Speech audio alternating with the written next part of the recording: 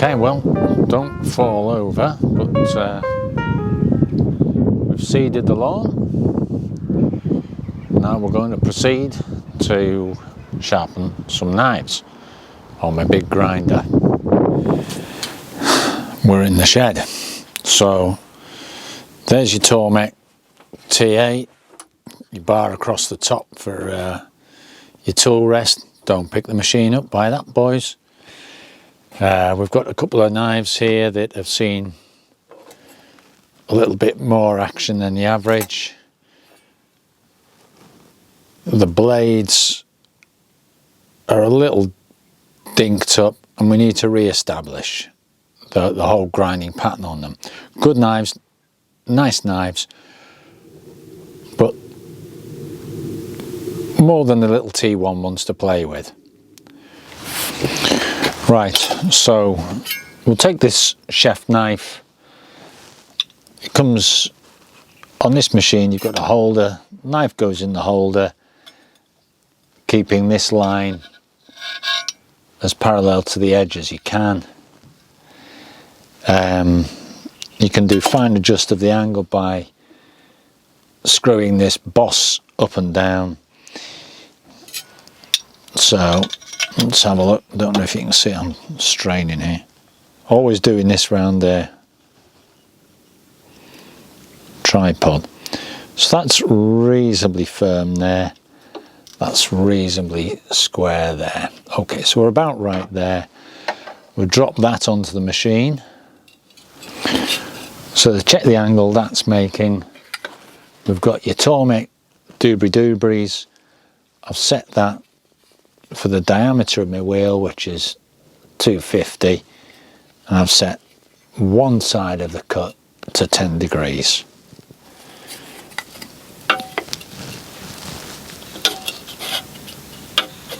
And that's just saying it could be a little bit lower there. So I'll drop that down. There's a fine adjust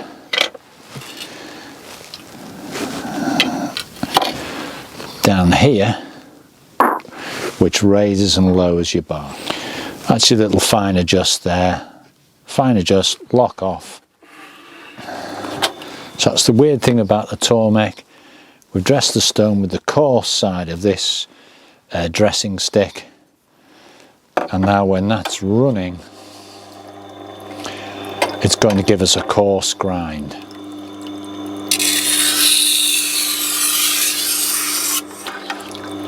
So as I'm coming across and lifting, then I'm going to look at how my grind's going.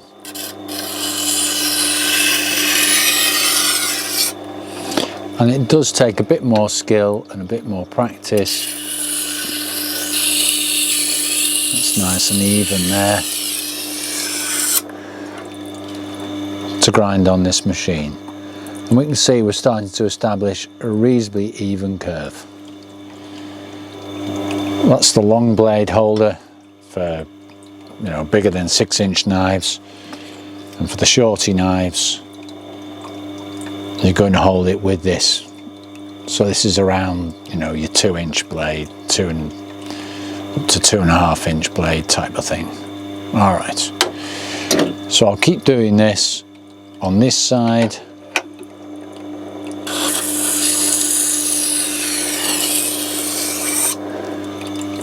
Then flick it onto this side.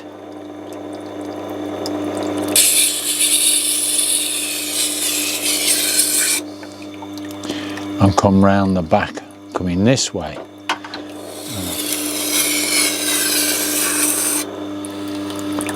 Yeah, this gets jammed going that way. So I know that when I'm coming this way, I'm just fouling as I come off. So what I'm going to do is just mark up where my holder is, and then when I'm ready, I'll flip the holder around, stick it on the pen line, and then I'll be able to come back over this way. So just marking up the other side now, and the blade, the grind's really thin. It's out of shape. I'll give that another dress.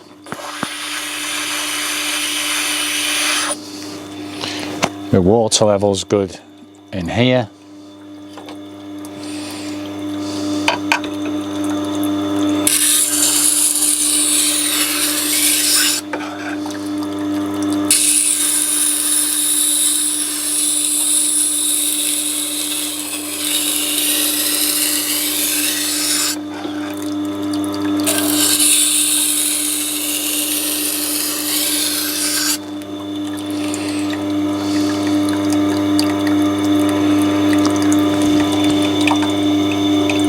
That's starting to pull a nice even grind, taking the dings out. But we've got a long way to go, so I'll keep doing that. I'm on the coarse setting, then I'll redress it weirdly and use the fine side.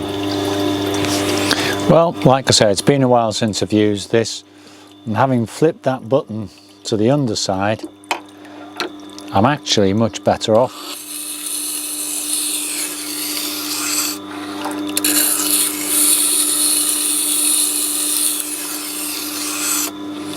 Because I can do both sides quite nicely now.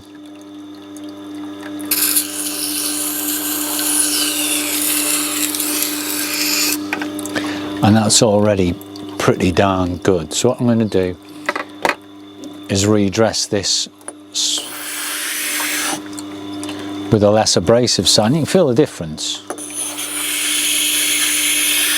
Weird concept, but there we are. So back we come on the smoother side now, and you can hear the difference.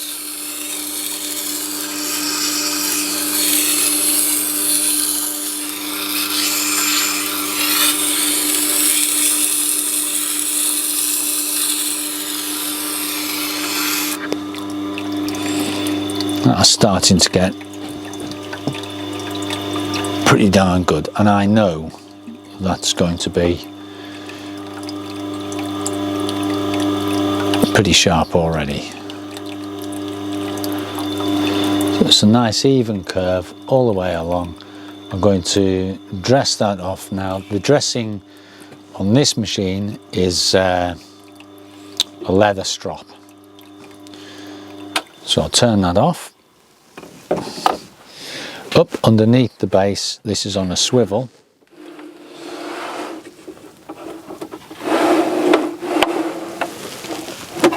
Alright.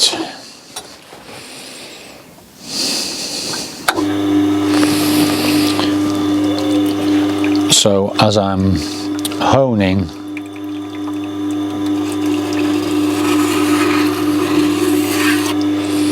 I'm honing with the wheel going away from me.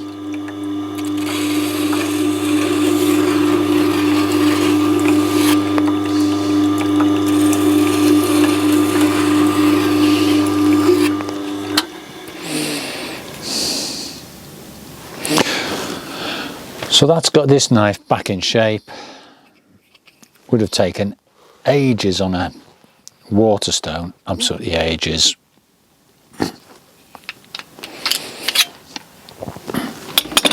I'll clean that up a bit, tidy it up, but that can go back to its home. It's a bit scuffed on this side, but I don't want to lose the maker's name. Okay, so that feels real nice. Not as polished up as it could be. This is my tool strop, and this is chromium oxide, this green. Again, it's a leather strop again, flat angle all the way through. So that has achieved a nice finish. It's still a bit lumpy.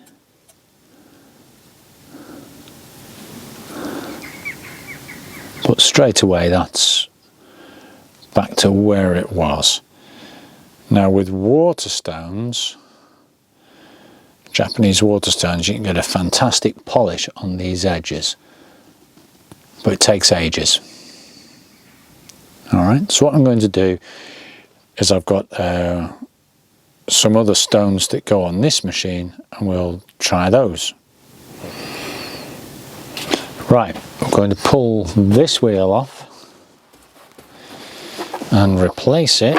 Just drop the water bath down, move it out of the way, unlock.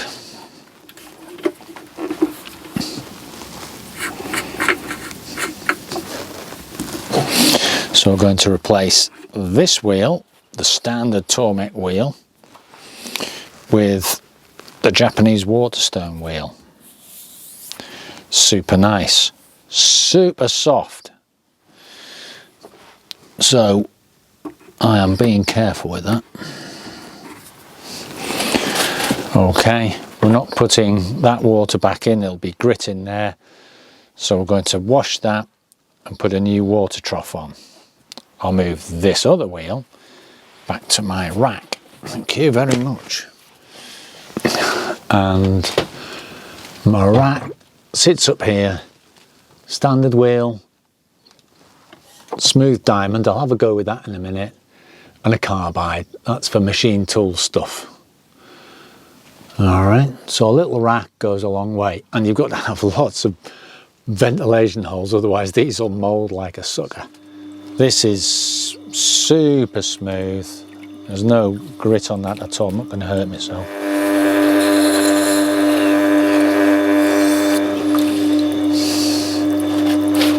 So it's super smooth there, and I don't know, I'm definitely seeing more of a glint with that. So it does come up a treat, and I'm going to I can see scuff marks on this side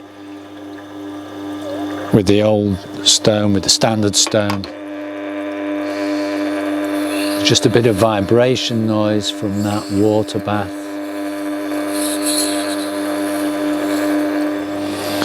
I'll actually lift that, increase the angle, so I'm dropping it more onto the edge of the knife.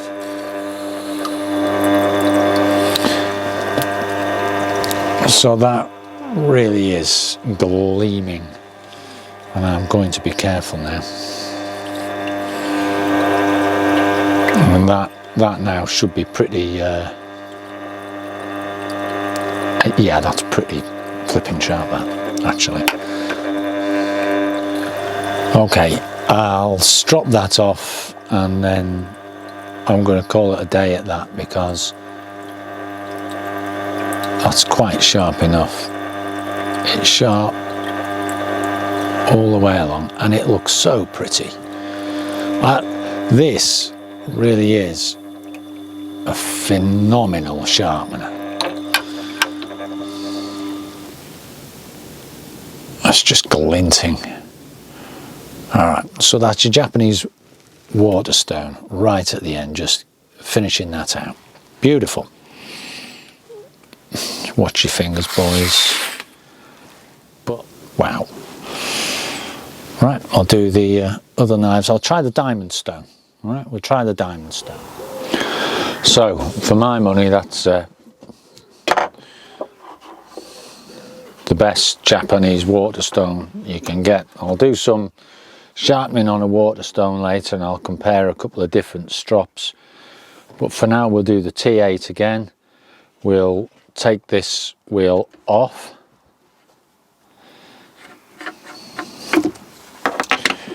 Careful with that soft wheel. So we'll compare this diamond wheel, which is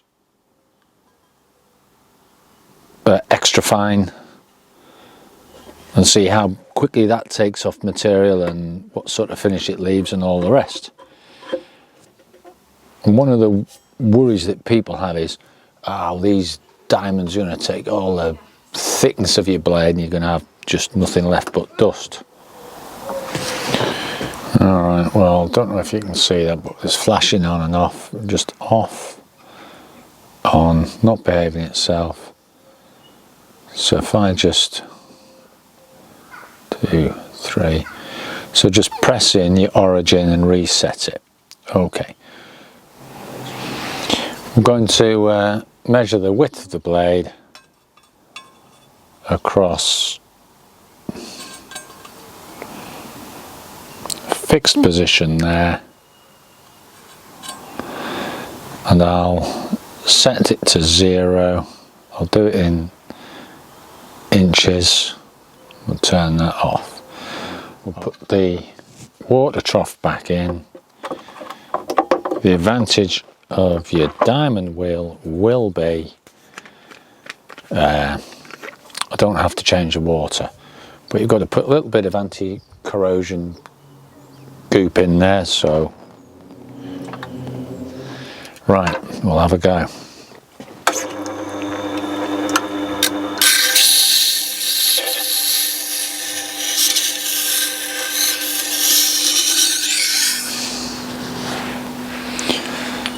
So that diamond is quite similar to the diamond on the little T1. I've just marked off where my blade holder is. The finish is okay, but it's not super smooth, okay? It's sharp, but not as pretty as a waterstone would get it.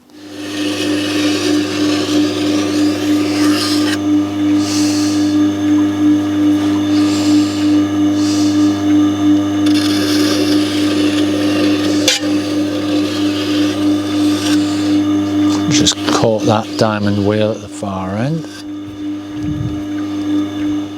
I've spent a little bit longer than I need to sharpening that up, just so that I've given it, you know, a fair old lick. We've got our original marks here. So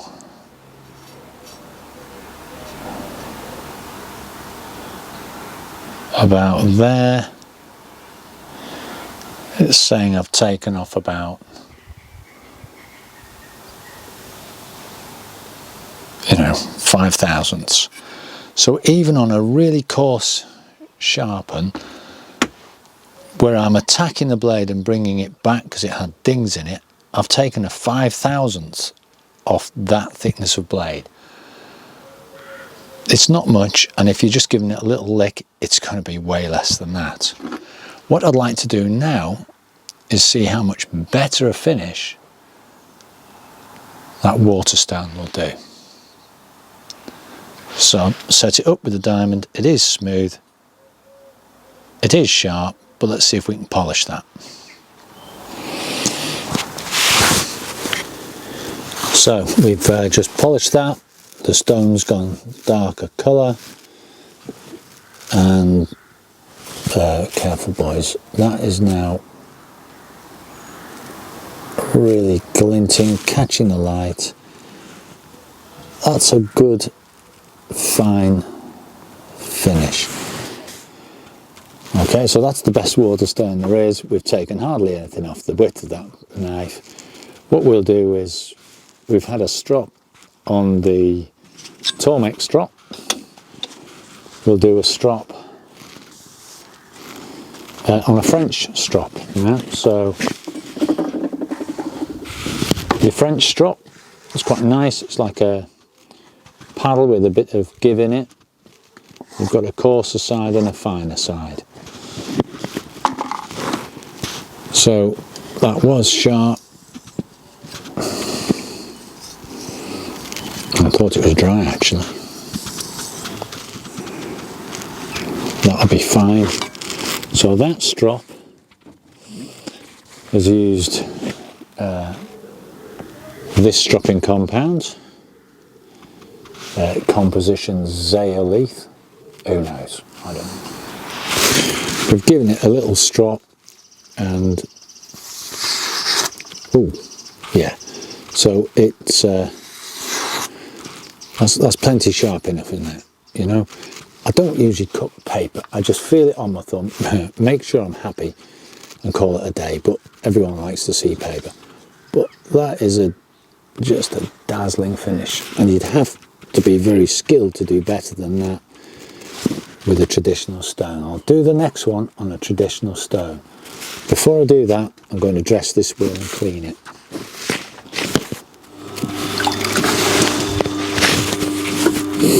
So I'll just take a traditional Japanese Nagura stone. Alright, so that's clean enough to go again. Bit of muck coming off. Tell you what, let's go for a diamond plate. Not taking it off too quickly. This is Axminster own brand.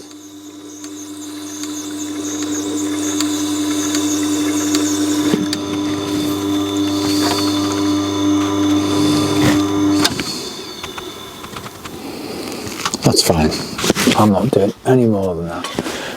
I'll strop that on a solid paddle, chromium oxide, the green, and it's just laying down that little greyness that tells me it's just doing something.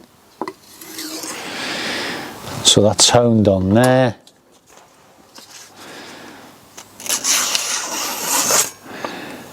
So the green hones it, the wheel hones it, a bit more tricky, and your French strop hones it. So quite honestly, take your pick. Right, my mate will be chuffed with that. Hand sharpen next. Sharpening with your traditional waterstone. These have been soaking. No bubbles coming off them. This is an 800 grit. There are waterstones that you don't have to soak, but these are the good old kings. So on a brilliant holder. These are great holders. All right, save you mucking around. Let's bring you back round. And this is where it slows up because you need skill to do this. We'll take not such a damaged knife, not too bad.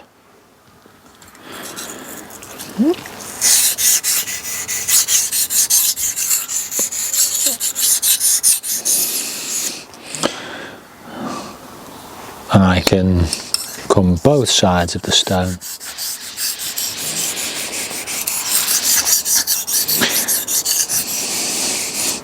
With this funny kink here, I can bring my knife to an angle, which makes it actually that I can sharpen all the way to the tip, all the way to the hilt.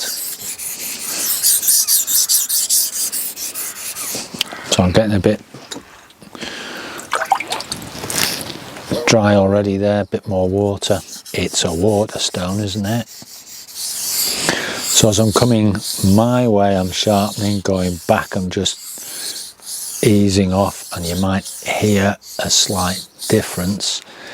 I'm bringing up slurry, which means I've got the right pressure.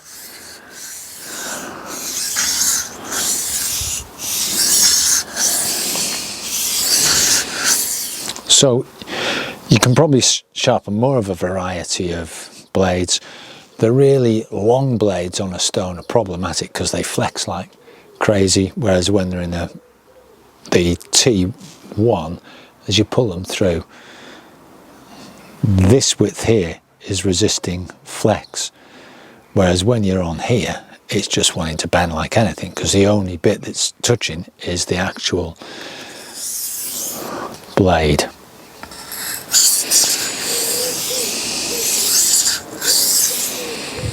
And quite often on a stone like this, I'll go for a bit of water and just dress it with the Nagura stone. You know, the angle's not far off the thickness of a chunky bit of square.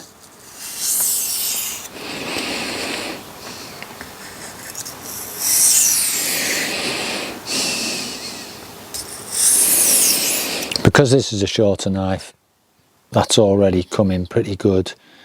I can still see dings along the edge, and I need a bit more on that side. So after a fair bit of sharpening, we've still got dinks along this blade edge. It's mostly sharpening up There's a lot of work to do to get those dinks out, and I'm going to spend ages doing this, so I'll bring you back. Alright, we're about 10 minutes later. Wet the stone off. You can do it both from the same side as well. A short knife is quite easy, isn't it? So rather than swapping sides, I'm coming from the same side rather than doing it that way. You do get a lot more satisfaction, and it's a lot more skill, and there's, you know, it's more of an art. You've got to keep going on your coarse stone till you've got all those nicks out. So I'll bring you back. But we've got the dinks out of that now, so I can move on a stone. It's slower, a lot more satisfying, but messier as well. You're not really wanting this in the kitchen. I know you can do it over your bowl and all that, but never mind. So then I'll come to my 1000 stone, same again.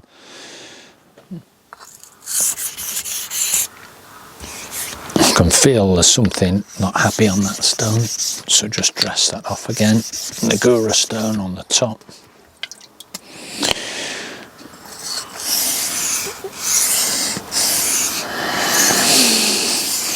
That feels better. So, another 5 minutes of constant polishing, and we're starting to get a better finish now. It's not as neat and smooth and crisp as on the diamond, because obviously the angle that I'm sharpening keeps changing slightly. It's a practice thing. You'd get better and better at that. There's no sharpness in that because I've just gone off the edge.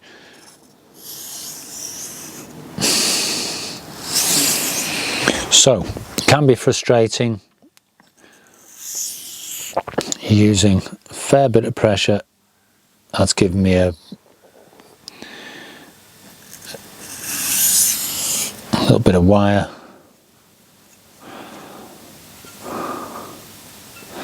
That's now pretty sharp, but you can knock that edge off really quick just by going a little bit squiffy.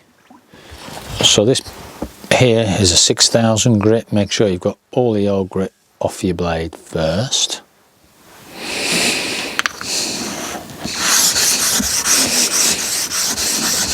Nice clean stone. Okay, and you know, you've got to keep telling yourself, keep that blade flat, don't lift it up at the end and blunt it all off.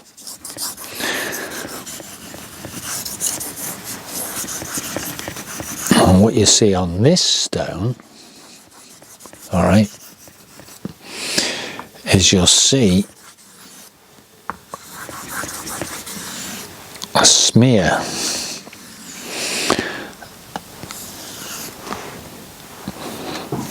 of knife left on there. And this is the softest stone.